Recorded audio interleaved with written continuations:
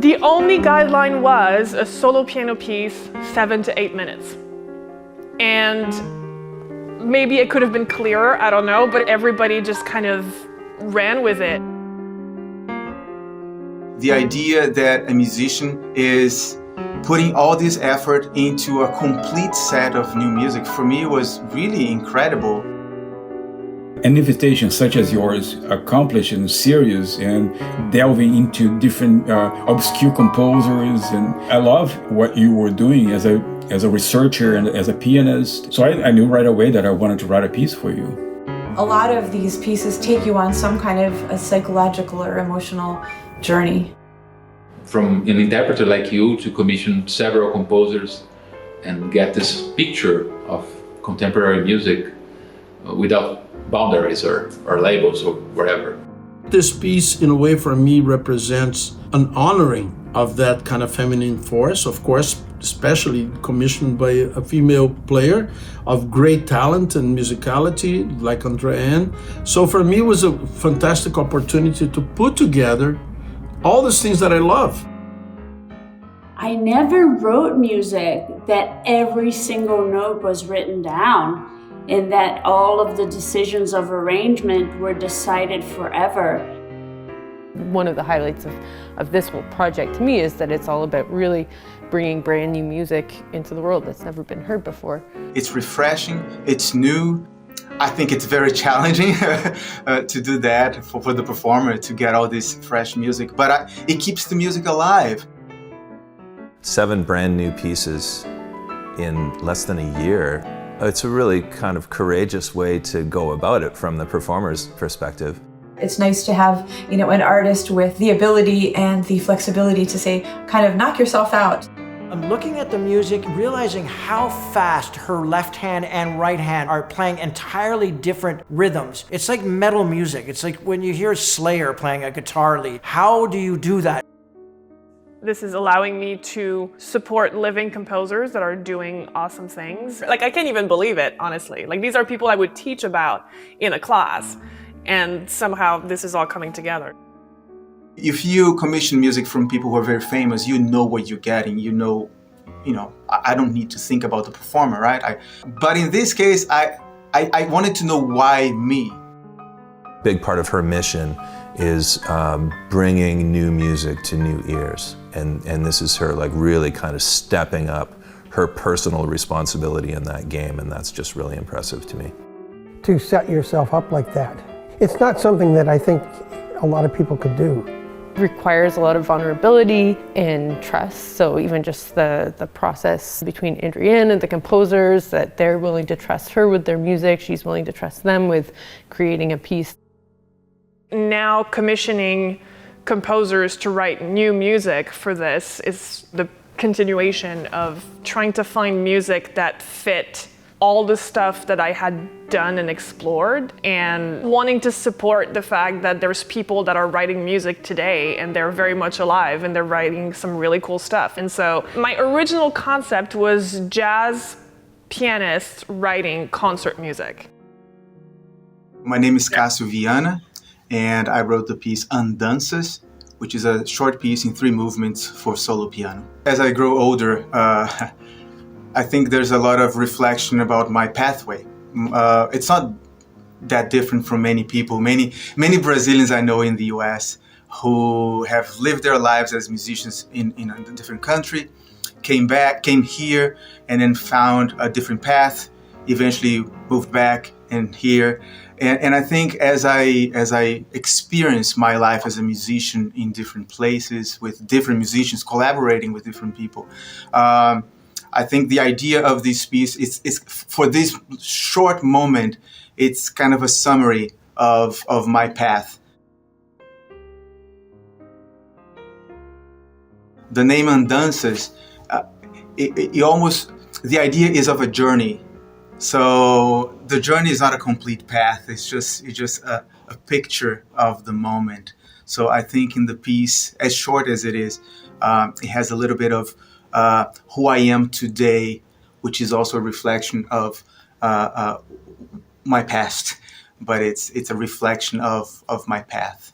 This is something that I started about a year, like a little bit over a year ago, and now today we have 7 brand new pieces of music by 7 absolutely brilliant composers. For me, I just want to make sure that the composers are getting what they want, because I want them to be as proud of this as I hopefully will be. So to me, it's more about making sure that the music does justice to the work that these people have put into it. I want to make sure that I get the composers what they're looking for. My name is Jasnam Daya Singh, and my composition's title is Chardi Kala. When you first approached me about writing a composition for you, we did touch on the Brazilian aspect of the piece. However, classical music is a very strong part of my upbringing as a musician. And also there's jazz.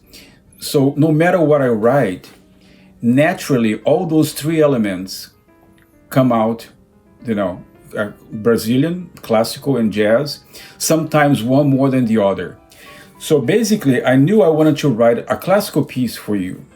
And I knew that the Brazilian element would be present, but I did not want for the Brazilian aspect to sound cliche.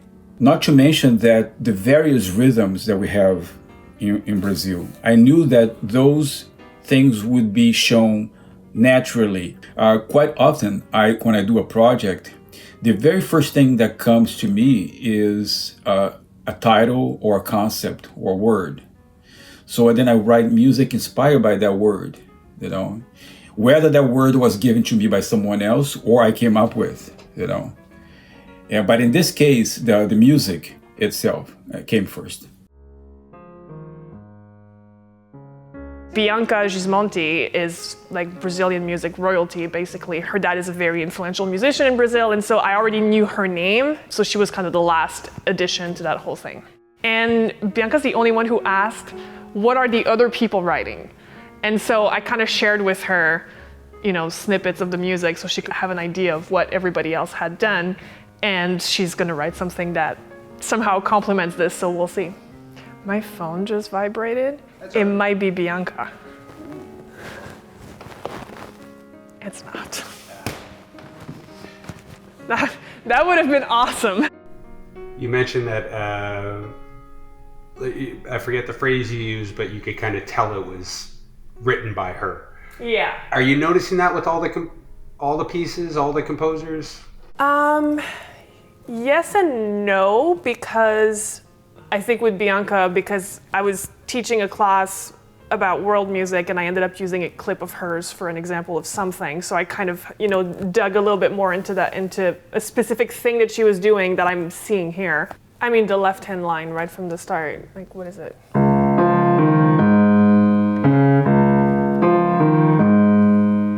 And then that kind of carries through, like, most of the first part. So I've expected that from several of them, but specifically her, because that's literally something like this that I've heard her play many times before, where you have this kind of rhythmic ostinato going and then this melody on top. I've heard that in her solo stuff. I've heard that in her piano duo that she has. So I expected that, and I'm really happy that it's there. I think I was drawn to their work to start with, and so there must have been something in all of those that worked for me. And I imagine as a performer, some of the elements that are similar from one piece to another, I'm probably treating the same way when I'm playing as well.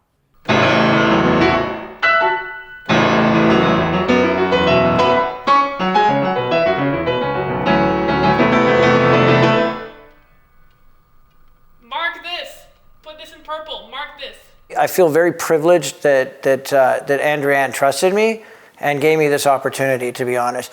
And having said that, when she did trust me and give me this opportunity, I realized I didn't know what I was doing and how to record a classical piano. And here's the thing, is I've recorded a lot of different styles of music. And I have come to discover that recording grand piano on its own is one of the toughest things I've ever been faced with.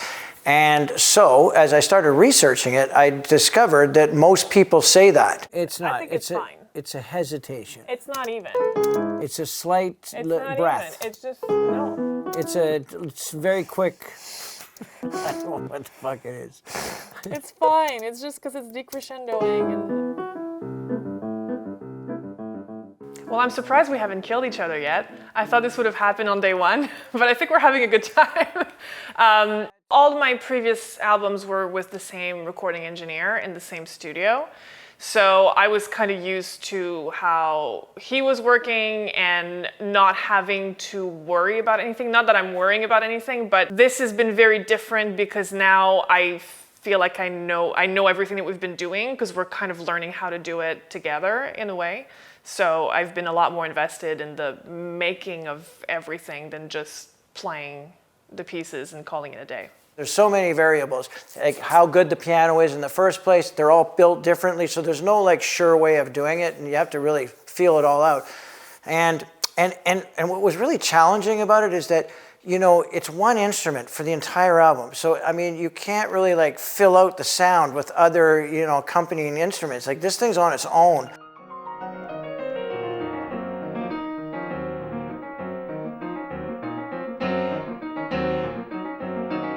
Some of the pieces are just one long thing and others are in movements or parts, right? So, you know, for example, if it was just one long piece, I would go in, we'd do like maybe 3, 4 at the most full takes, and then the piano needed to stay in tune, and with the, you know, humidity and all of this, like it was just better for me to edit it right away and get kind of the final take.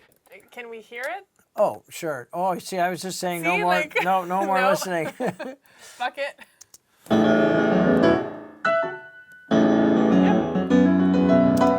But we don't want that. I know. My name is Jovino Santos Neto.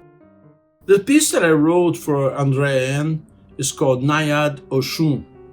And that for me is a blending of two very powerful feminine forces in the universe.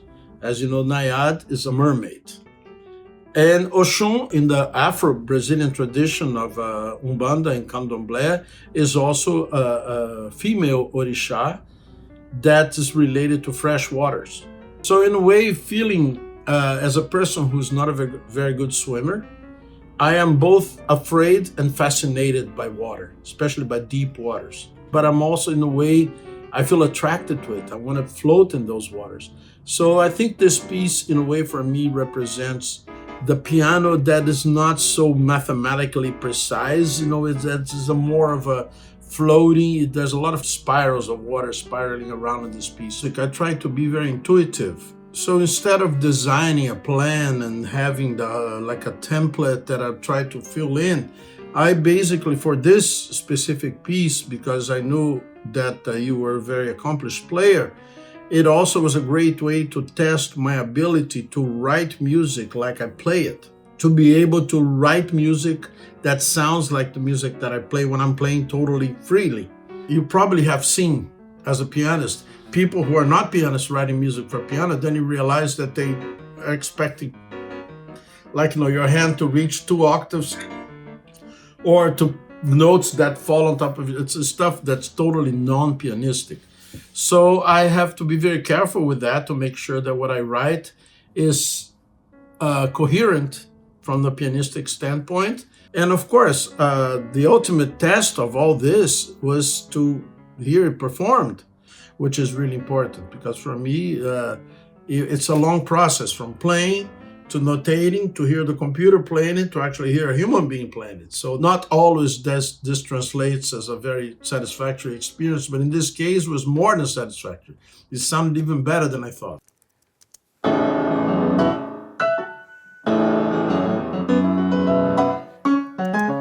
And it was that one. Kerry's suite is titled Microclimates because she lives in Portland. And so she felt that kind of represented the weather. And so the way I see it, and I don't want to speak for her, but there are 3 movements of a suite and they're all very different. And I think, you know, she was kind of trying to express the environment that she's in through that, but that would be a question for her. I'm Kerry Politzer and I composed Microclimates. I live in Portland, Oregon, which is kind of famous for having a very unique climate and a lot of microclimates. Crops that grow here because, there can be like a 10-degree difference in the temperature. I find that people who live in Portland, they end up becoming more aware of the climate just from living in a place that's so variable. And when I wrote Microclimates, I had that in mind because the pieces kind of incorporate rain themes. I was thinking about rain and how it sounds.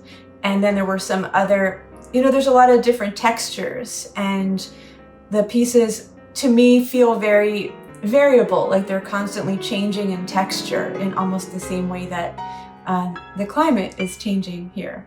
This has been a really wonderful experience, first of all, because there was so much flexibility. One of the first things that I thought about, maybe I should listen to Andree-Ann's work and her recordings, and I saw that she had so many different interests and influences with the South American composers, but one constant in some of the music that she sent me is that a lot of the music had a very strong bass line, and she's very adept with the left hand, and so I thought maybe that's the first thing that I'm going to start with is a bass line. You kind of get inspiration from there. Once you have one idea, it can kind of snowball.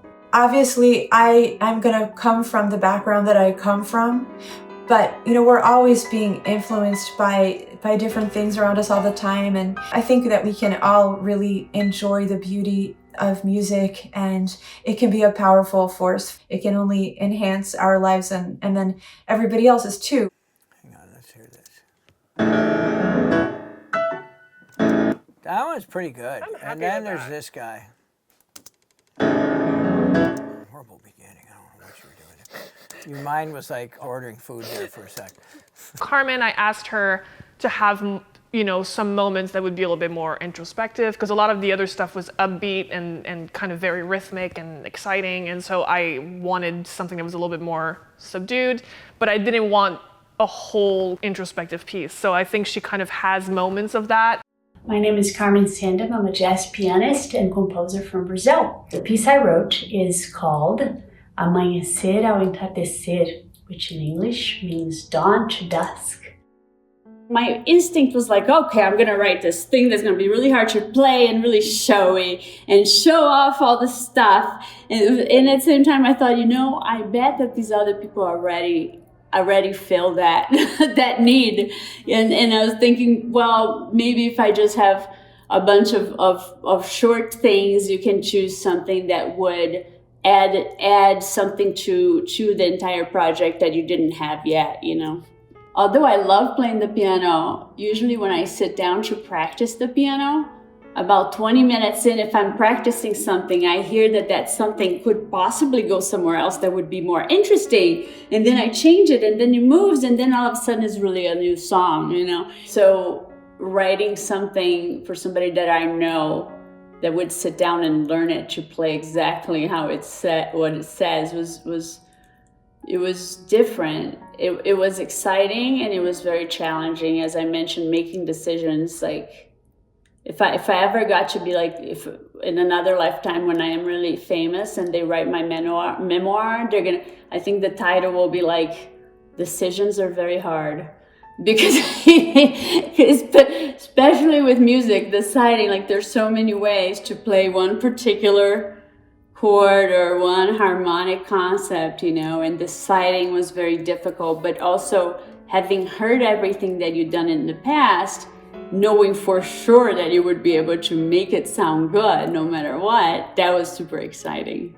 I'm a mother of two, and my kids, I think everybody that knows them would agree that they are more energetic than all kids in the world. Especially my daughter, she's always like singing little melodies, and she doesn't want piano lessons at all. She's completely against it. But she'll go to the piano and do this and that and this and that and this and that. So there's actually a lot of my pieces that sometimes I hear her do some like random thing. And it's like, oh, wait a second, stop everything. And I go and I write 3 notes that she played, And it's in like the very beginning of a song is something she played on the piano. And I think it was in another key because it was all white keys, I remember. I think she played like, so the very beginning of the song is, and I think she was like, or something like that. And I started with that and then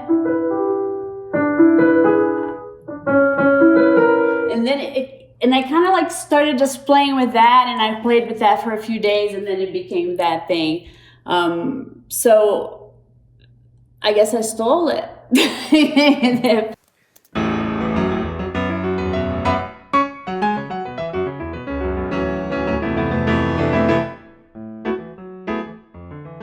André Mehmari, I knew of already.